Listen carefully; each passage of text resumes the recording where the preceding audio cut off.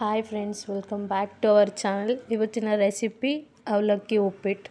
ಬೇಕಾಗಿರುವ ಪದಾರ್ಥಗಳು: ಅವಲಕ್ಕಿ ತೊಳೆದಿಟ್ಕೊಂಡಿರೋದು, ಒಗ್ಗರಣೆಗೆ ಸಾಸಿವೆ, ಕಡಲೆಬೇಳೆ, ಕಡಲೆ ಬೀಜ, ಕರಿಬೇವಿನ ಸೊಪ್ಪು, 4ರಿಂದ 5 ಹಸಿಮೆಣಸಿನ್ಕಾಯಿ, 3 ಟೊಮ್ಯಾಟೊ, 3 ಈರುಳ್ಳಿ, ಅರಿಶಿಣ ಪುಡಿ.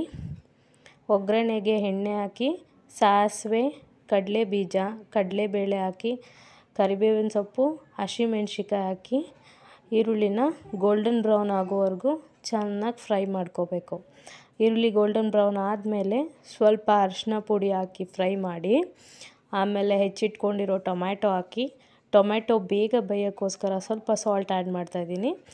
ಅದಾದಮೇಲೆ 5 to 10 ಮಿನಿಟ್ಸ್ ಅದನ್ನು ಫ್ರೈ ಮಾಡಬೇಕು. ಆಮೇಲೆ ತೊಳೆದು ನೆನೆಸಿಟ್ಟಿರೋ ಅವಲಕ್ಕಿನ ಹಾಕಿ, ಕೊತ್ತಂಬರಿ ಸೊಪ್ಪು ಹಾಕಿ, ಕಾಯಿ ತುರಿ ಹಾಕಿ ಮಿಕ್ಸ್ ಮಾಡಿದ್ರೆ ಟೇಸ್ಟಿಯಾದ ಅವಲಕ್ಕಿ ರೆಡಿ.